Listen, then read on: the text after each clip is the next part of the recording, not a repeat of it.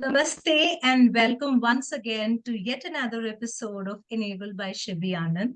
And today we have someone very, very special with us. But before I go ahead into that, I just want you to know that she's someone who's very passionate about early childhood education, an area that I need to delve deeper into. So today I'm very, very happy to have with us Ranjani Harigopal.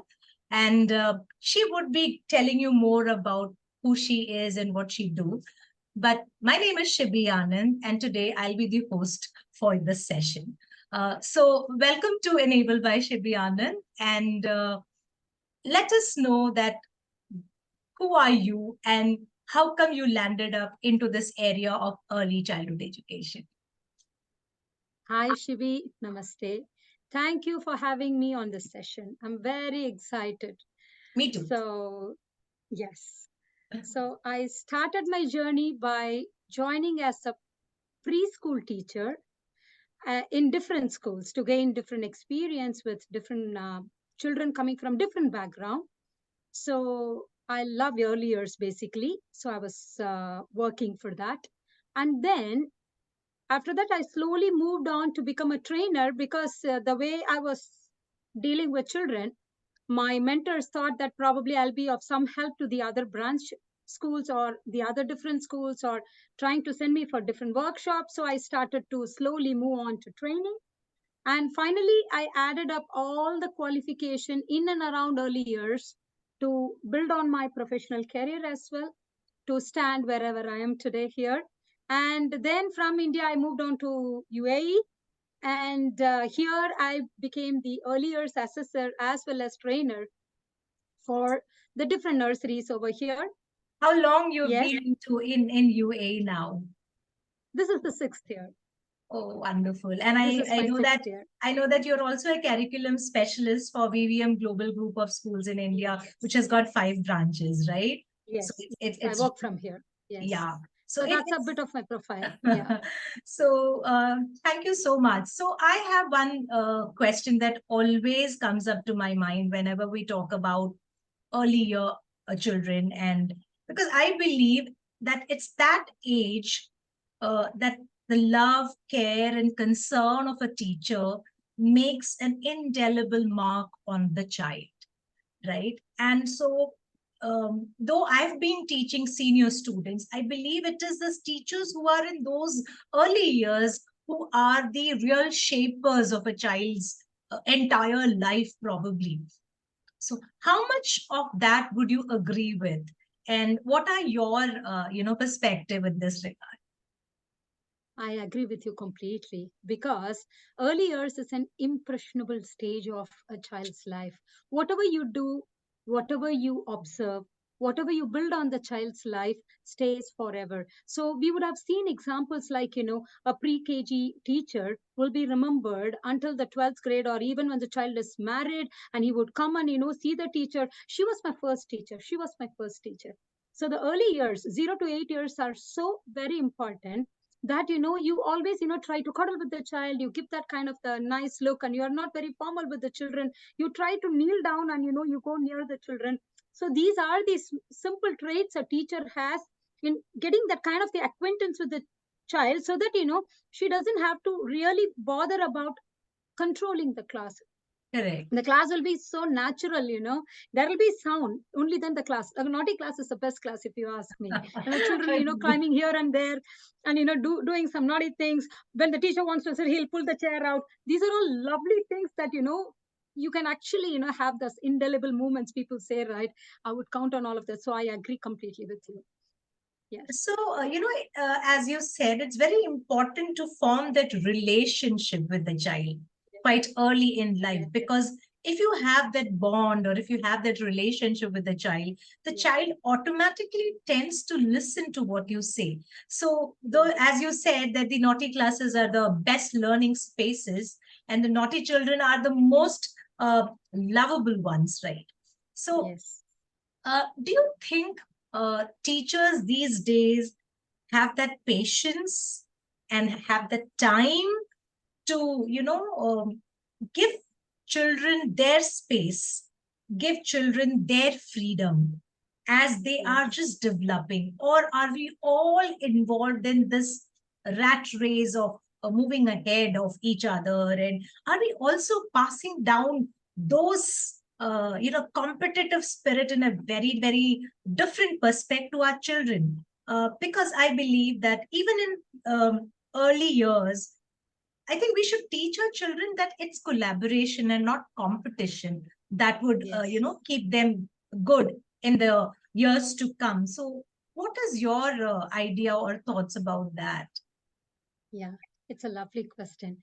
You know, in the early years, we have a concept called competitive, non competitive games in our lesson planning for the children from 0 to 8 years. What is a competitive game? What is a non competitive game? In a non competitive game, what is collaboration there? So, this word collaboration, the term collaboration itself, is imbibed right from the 2 year old up till the 8 year old. Even it is there from 0 to 2, where children are placed on the high chair with the belt safe, and they will try to, pass on their small toys or teddy bears or soft toys. This is collaboration. I'm showing, and you have to look at me. And the teacher will scaffold that. We call it as scaffolding. The teacher will scaffold and try to, snap the finger or clap to, just to make connections between two children who are just hardly 8 or 9 months on the high chair seated, and then they have collaboration. So collaboration is like for 0 to 8, it's very important. So when you were asking about how the teacher has to have that kind of the right mood to scaffold the children, I would say in one sentence that teacher by force, teacher by choice. I would say that. So It's if a you're a lot of teacher, difference. yes, if you're a teacher by choice, your own choice to become a teacher, because teacher, you cannot make a teacher. She is born as a teacher, and that quality is innate in her. Yeah.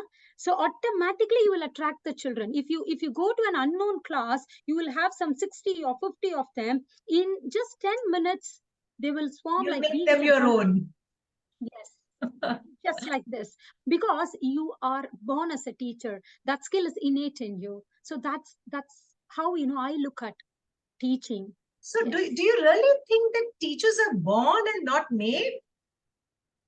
they are born as teachers. I stand there. So, You like, cannot make a teacher. we cannot get those skills as we move towards, like, as we are into Yes, that there is a teaching area. difference. That is, you go and attend a continuous professional development, you add a skill set. If you do not know a strategy, you go and learn something, you top it on your professional. That's different. But to love someone, it's Yes. innate in you, Yes. especially that age group, which is just age plus one is their attention span. If you talk about 2 year old, only for 3 minutes, the child will look at you. And after that, the child needs something else. Yeah. Yes. Yes. So lesson planning comes there. The teacher has to be diligent enough to do the lesson planning. Every 3 minutes, she swaps the activity and keep the attention span as right in the well-being until the plenary. The momentum keeps going. So that's important. These Okay. things are skills which you can always grab, but Right. the love and the patience and the kind, yeah, that is born in a teacher. Yeah, Yeah. that has to be, deep within you. Now, talking about the lesson plan, that's one area that I want to talk about. Yeah. How do these teachers actually incorporate emotional well-being into their lesson plans? Could you give us some Yes. examples related to Yes. that? Yeah. So we say that, teacher's skill set, one of the important trait of a teacher is to be empathetic towards children. We always say teacher means should be empathetic. So to put into real practice in real environment, when we take a sheet of an A4 sheet lesson plan, that's what we make, right, to go and execute. In that, we keep the emotional well-being right at the beginning, which we call it as a well-being or a warm-up activity. We start with that. For Okay. example, child X comes from home in the scooter with the dad. Child Y comes in the Porsche car. Child Z comes in the school bus. Yeah. Child D probably walking. So there are different, background children who are coming, and probably the mom would have scolded the baby because he did not, wasn't happy to get ready for school, or he asked for a toy, the mama was not able to give. Different moods in which the children come in. Now she has to keep all of them in one unison and then only start the activity, whatever the lesson. So Yes. she does an awesome warm up activity. If she feels the day is sluggish, 70% of my class is sluggish, she will say, 5 little monkeys jumping on the bed. She will start. If she thinks that, all of them are looking like monkeys today jumping, then she will say, count of three, let's calm down. One, two. She'll count in the mind. So it depends on the kind of the well-being activity, depending on that particular day, mood swings. So she'll have a warm-up activity. She'll be very empathetic towards the children. Probably one or two children have a transition. Maybe, a child X has a sibling just born yesterday. So that's as a transition stage for this child to accept a new person into their family. So she will have that baby next to her, put him on his lap and say that, today, what happened? A baby is born in his class. So she'll show a soft toy, something like this, and say, let's all clap hands. She will start with that so that he is fine. Like that, actually speaking, an early years practitioner, we call it as an EYP. She will understand all the 20 hearts so very well and have a warm up activity. She will call it as a Beautiful. well being activity, which is an emotional well being activity. Beautiful, That's because how. I strongly believe in social emotional learning to be Yes. incorporated into the lessons. Now, when we talk about social emotional learning, you talked about how the teacher takes care of the emotional well-being of a child. Now, being a teacher, I would also like to know how can one take care of our emotional well-being, because Yes. it's very important for a teacher to be regulated.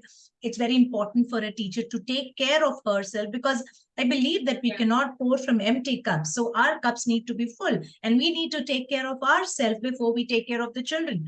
So what are some of the ways you think that these teachers can take care of themselves? Yes. Basically, as an early years assessor and a trainer, of my profile, when we go and do the CPD sessions, that is the training sessions for our teachers, what we say is, please take that 10 minutes to see your mirror in the morning, and please remember the conversation that you had in the class yesterday. The child would have said that, this blue clip on your head. So beautiful, Miss Ranjani. So, today I'm going to dress up in different ways so that I can attract the child or another child to say something about how I look. So, I get that sometime, at least 5 minutes to look into how I have to deck up myself. And today I'm going there. So that is also important. When you said empty cup and the cup which is full. So when we train the teachers, we say that first. And we also say that, the way in which she is with her peer, the way in which she is with her manager. So the manager of the organization, she morning, as she sees the teacher, she'll say that, oh, wow, pretty pink top. And she will give a high five. So that's how she welcomes. So probably, she would have had a hard time at home. But when the manager is giving that broad smile and a high five, Yes. sometimes, she also gives that kind of a rose to her and say that, this rose is for your class today. Yeah. And it is as well for you because you look awesome like a rose. She says that. Immediately she grabs the rose and she says, thank you, ma'am. Yeah. She goes to the class. Whatever the, previous moods that she would have come in, now, everything is so lovely dispelled, and then she gets that clarity and she wants to do something. The way she has dressed up, the children will ask something. So she starts to dress up for her own class. She feels good about it. So during trainings, we tell the teachers to first feel good about themselves. We give them all the positive ways of feeling good about oneself, having the kind of the confidence that, yes, I can. True. I have a trainer who doesn't have any inhibition to share the knowledge.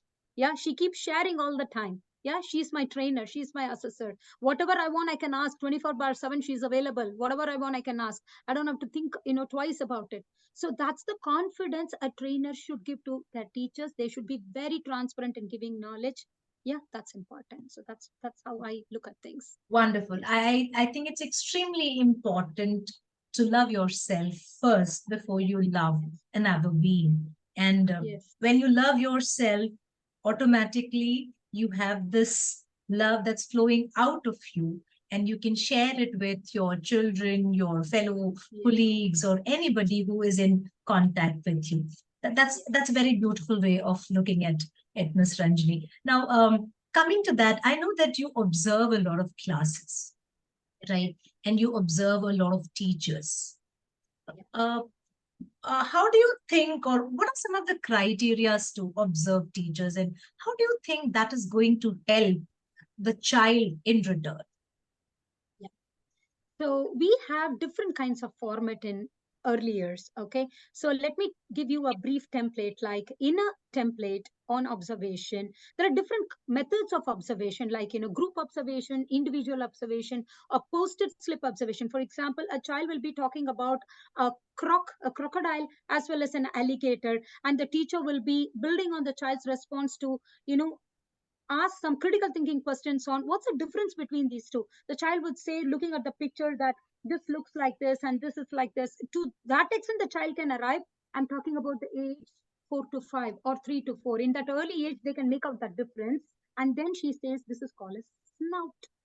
So she comes to that extent to build on the child's responses. So this is an observation on the child the teacher is making. Okay, so for the teacher to make this observation, what kind of observation you can have on the teacher to Hmm. kindle her kind of the critical, sharpen her critical thinking. Hmm. So what we do is in the teacher's template, we have it like building on child's responses. Where does the teacher stand? Right? Okay. Is the teacher able to use the right pronunciation, language, and communicate the right set of words? Which means Okay. for this lesson, the teacher is supposed to talk, the phonic way of saying ah and then k, croc and all of that. Does she know already? Yeah. If I want this output, what input should be here so that it is dovetailed there. Then we also see that whether the teacher is integrating the subject. When she's speaking about the crocodile, is she speaking about the C letter sound, which means literacy as well as understanding the world, EVS, both is combined, integration. We call it as the cross curriculum link. Okay. And then we also see whether the teacher is able to tweak the lesson. For example, I would say during COVID time, I was giving a class and my class was not ready for that particular letter sound. So I had to grab the guitar and I was trying to sing, Yankee Doodle went to town, though I do not know how to play a guitar. I was just making it up. And then finally from there, we did the sound yo, and and and we were revising all the sounds, but they weren't ready on that day. So whether the teacher is able to pitch in and tweak the lesson. So these are the observations on the teacher. And finally, when she gets into the class, those are the observations what we made, and we gave a constructive feedback to the teacher in a very positive way. She will be able to use it in her class so that she can make her observation possible. And there are a lot of ways in making such observation. Uh, just one off question, like how open Yeah. are teachers to these observations and the feedbacks that is given to them? Do they take it in the right spirit, and do they think that it is for me to improve as a teacher because this is going to reflect in my classroom? So how open are they? Are they informed prior that their classes are going to be observed? Yes. Basically, they are informed prior.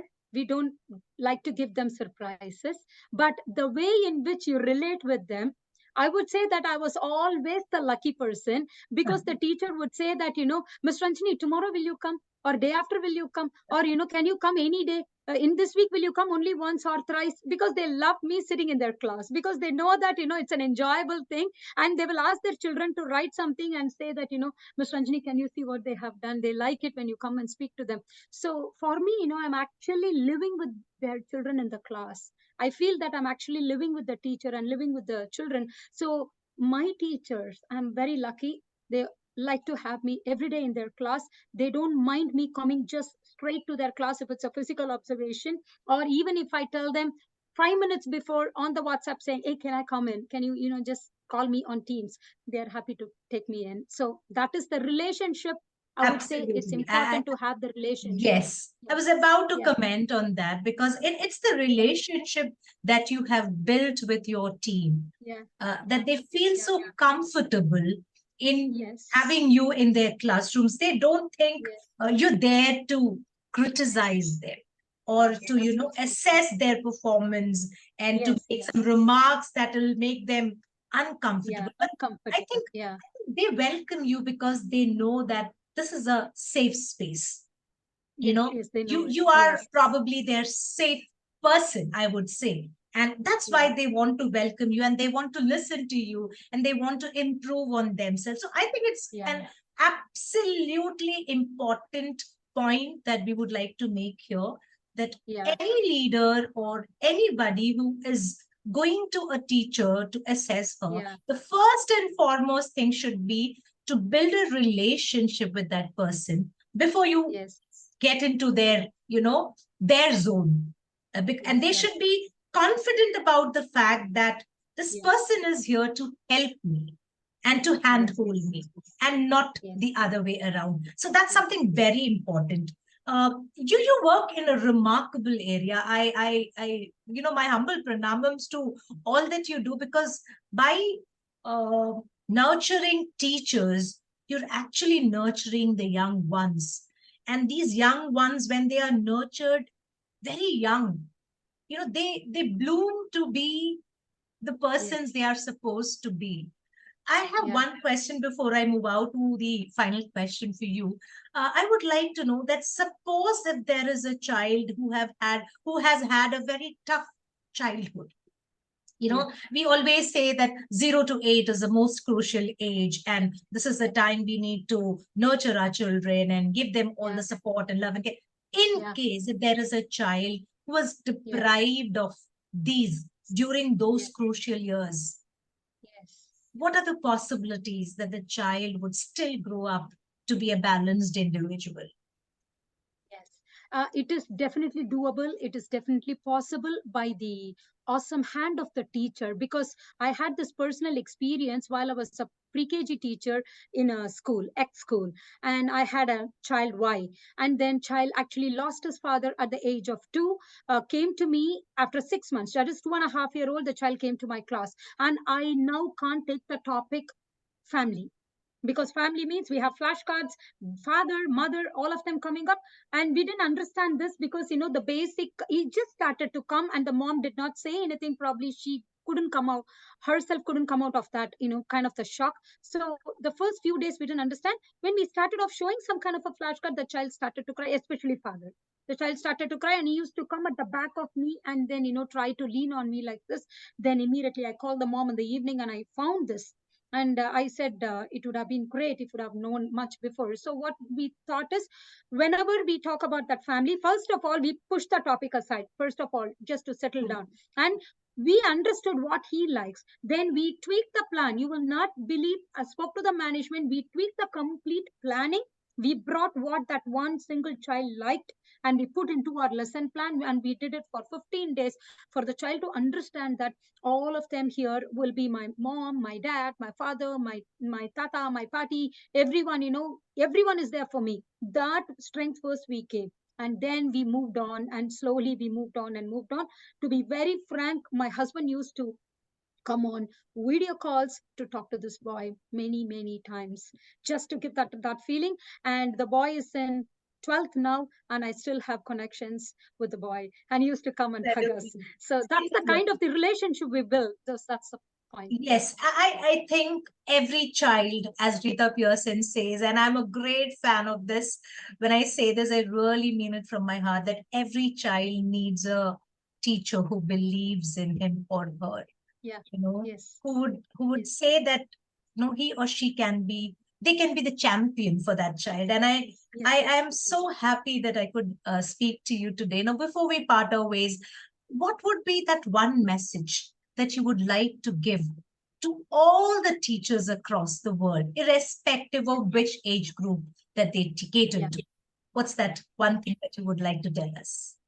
Yes, I would like to cite a real example. Like, what happened is two people had a conversation between, what's the difference between like and love? And they said, let's have a flower and talk about it. So the first person said, I like a flower. The second person said, I love a flower. So what's the difference? You like a flower, you might pluck it. Yeah, you love a flower, you might nourish it by watering it and taking care of the other ways of taking care of it. So yeah, so these two were early years professionals. So they said that now let's shift that thought to children. How do we do this? So I was observing the two conversations. So I was trying to give my thought. There is, children are like blooming buds.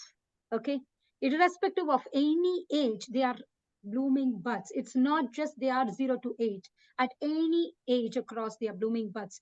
Don't hurriedly peel off their petals.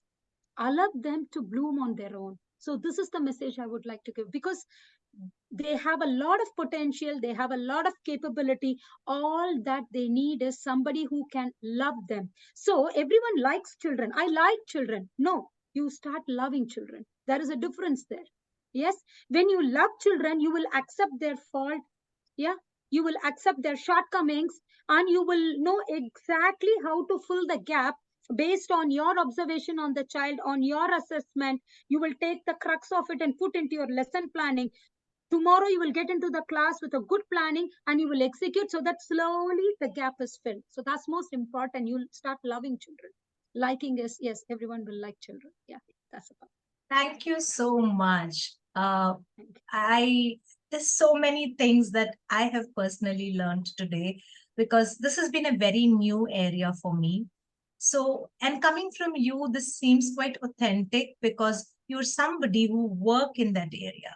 And I believe that all the teachers out there, or any individual who are dealing with children, could keep this in mind, that there is a difference when you're dealing with children, right? And every child has a potential to bloom and become a better person.